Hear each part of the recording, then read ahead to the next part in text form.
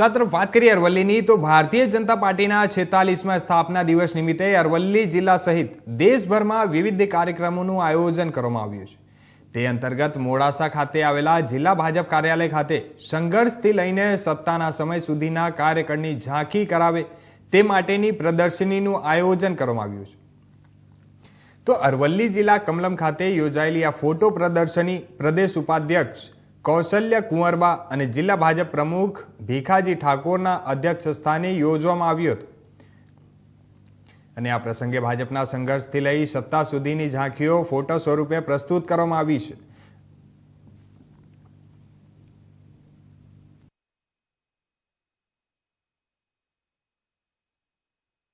નમસ્કાર.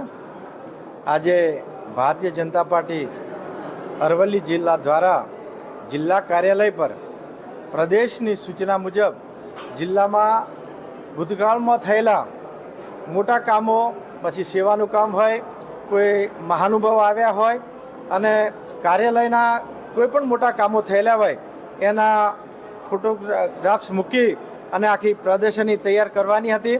અને અમે આખી એ પ્રદર્શની તૈયાર કરી છે અને અમારા પ્રદેશના ઉપાધ્યક્ષ આદરણીય કૌશલ્ય કુંવરબાના સાથે અમે આ પ્રદર્શનીનું આજે અમે ઓપનિંગ કરીને ખુલ્લી મૂકી છે જિલ્લાની કાર્યકર્તાઓ માટે, પ્રજા માટે.